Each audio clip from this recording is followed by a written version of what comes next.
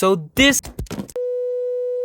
is the new Roswell Spectra D100 mid-tower ATX computer case. Just...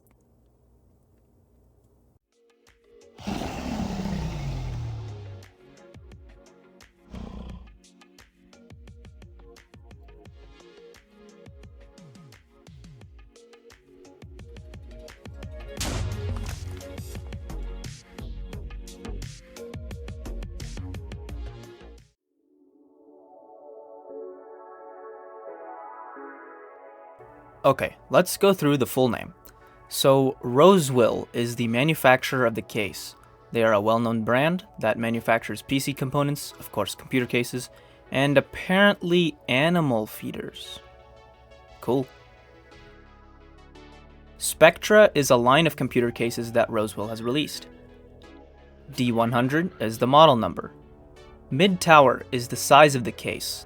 There are mini towers, mid-towers, full towers, and if you actually have the space, super towers. ATX indicates the size of the motherboard. There are many motherboard sizes out there, like micro ATX, ATX, mini ITX, and others.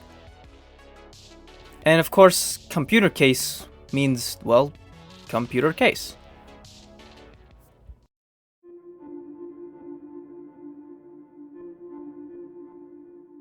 Now, unlike a processor, drive, or any internal component, a computer case is fairly straightforward to understand. It is essentially a shell, or home, that all the components of the computer fit into. You may think that I'll say the same thing that I've said before, that it is one of the most important components, but actually, it's not.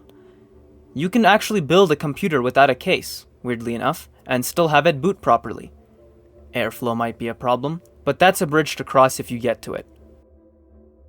Anyway, caseless PCs aside, let's talk specs. A case is a very customizable piece of your computer, similar to the motherboard. If you want to see a video about the motherboard, I'll have a video linked at the top right. There are many important things you need to check before buying a case. Type, motherboard size, drive bays, max lengths, and then some optional features, such as a side panel window, included fans, LEDs, and front I/O.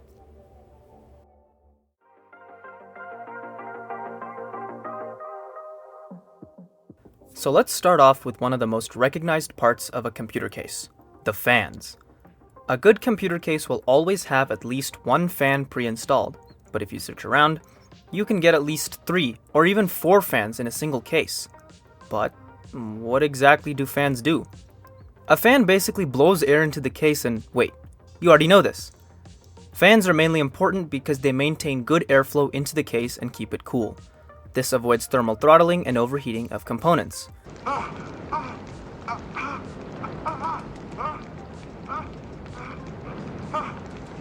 Unfortunately, fans come with a single but large caveat: dust. Microparticles in the air get caught in your fan's airstream and hitchhike a ride. They don't even leave your computer either. They just proceed to sit and attach themselves to your components, gunking everything up and leaving a mess. This is where dust filters come into play. Dust filters can be found on many different computer cases. These catch the dust that are trying to find a home inside your PC and give them a home outside the case instead, allowing you to easily blow it off afterward.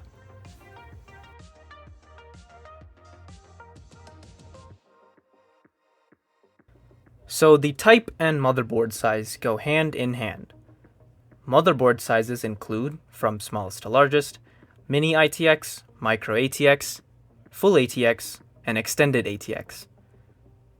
You must make sure that your case fits your motherboard. Inside the case, there are mounting holes for your motherboard, and they must match your motherboard size and mounting. Usually, a larger case will provide options for all sizes of motherboards, such as this one. However, it's usually more efficient to get a case that's better sized to your needs, compared to just, the biggest one.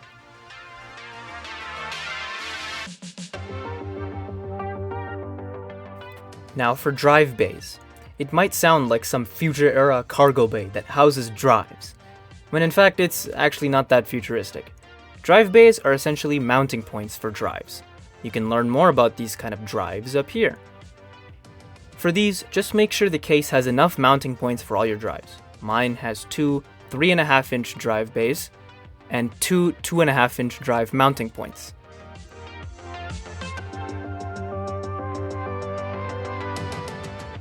For max lengths, these are a bit finicky. These specify how much space there is inside for various components. For example, the max GPU length defines how long your graphics card can be until it can't fit anymore. Confirm this length with your graphics card's specified length and make sure that it fits. Rinse and repeat for the CPU cooler and the power supply.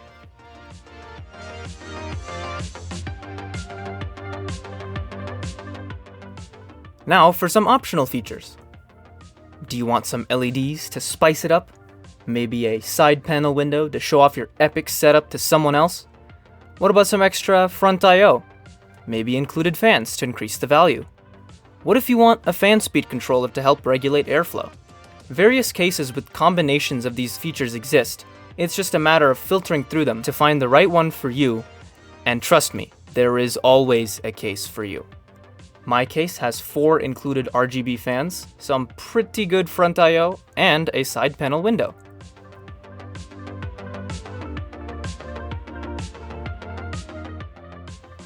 And to be honest, there's not much else to a case. It really is just a shroud to put all your components into. If you hadn't noticed already, the requirements are pretty minimal, making it actually one of the most customizable parts of a computer.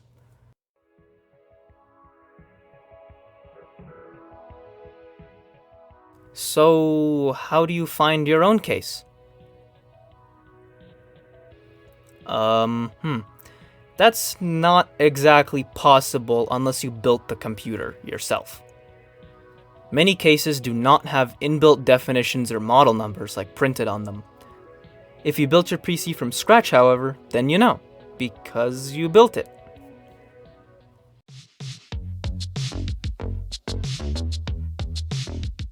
So installing a new case is actually quite tedious. But let's just take it step by step. The first thing to do is remove everything. Actually, the first thing to do is to shut everything down and make sure there is no power in the system. Then we can remove everything. Now, the first step with any case is to remove the side panels. Stow these somewhere safe so they don't get damaged during the installation process. For me, I also have a beauty panel with 2 hard drives that I have to remove, so I'll remove that first. Then I'll remove the drives off of that panel. Unplug the graphics card power connector. Then unscrew the graphics card from the case. Finally, release the PCIe lock for the card, and then remove the card. There should be an audible click, and then you'll be able to pull the card out. Now I'm going to unplug everything that's connected to the motherboard. This includes the 24-pin ATX connector, the CPU's 12-volt rail, system fans, the front panel connectors, USB 2.0, USB 3.0, and the audio. You can also unplug the speaker if you want. Then I will remove the motherboard, unscrewing its 8 screws, and then the standoffs. Remember to stow all these screws and parts, minding their head and length. Lastly, I'll remove the power supply at the top by removing its 4 screws at the back. Then I can simply pop it out of the top. Blech! So much dust! Time to clean up my components.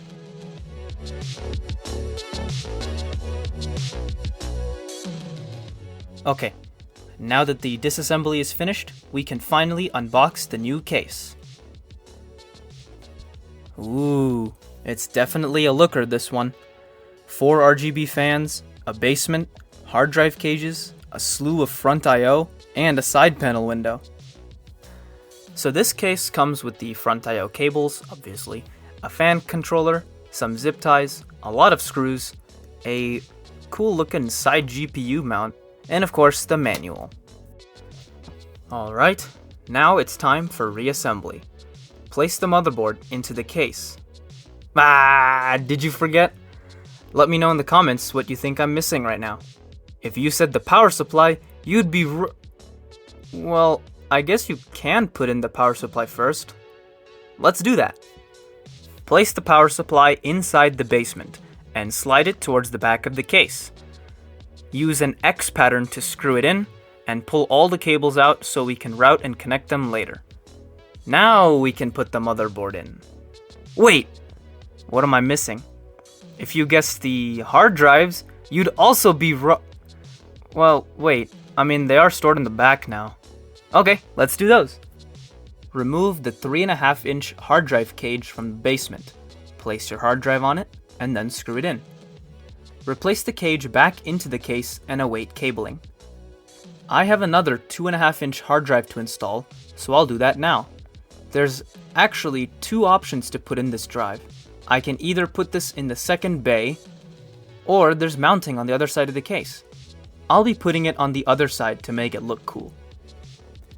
Okay, now we can reseat the motherboard and screw it in. Wait, what am I missing? If you guessed the PCIe expansion slots, you'd be Well, I guess we can take them out right now. So these are snap-off slots, which makes their removal quite permanent. So bend them back and forth until they snap out, and make sure you're snapping the right ones out. This case also comes with replacement slots that screw right in case you snap the wrong ones. Now we can put the motherboard in. Wait! Okay, you've all had a long time to think about this. What am I missing? If you said the I/O shield, you'd be correct. You must never forget the I/O shield when installing a motherboard. It can be your worst nightmare when you reach around the back to plug something in and realize there's no protection on the back. Okay, now that that's in, let's seat the motherboard and screw it in. Good thing we popped those PCIe slots out. Now we can seat our graphics card in. You will hear an audible click when it is connected properly. Don't forget to screw it in and provide power if necessary. Alright, now that all the components are in, let's cable. First, I'm going to connect all the fans to the integrated fan controller in the case. Then I'll take that controller cable and plug it into sys fan 1 on my motherboard. That's not a regular 3 or 4 pin fan cable, it's something called a Molex connector. Okay, here's a workaround. My fan from the previous case actually has a 3-pin fan connector and a Molex port on it. Let's use this to pass the power through. Remove the dust filter from the top, then mind the arrows on the fan to make sure airflow is going the right way. In this case, I want it going up. Then I'll plug it into the motherboard, then connect the Molex connector to the fan hub to pass the power through. After that, I'm going to plug in the rest of the power cables. First, the 24-pin ATX, and then the CPU's 8-pin 12-volt rail. Next, the power for my 2 SATA drives, and then the data cables for those SATA drives. And finally, all the front I/O connectors.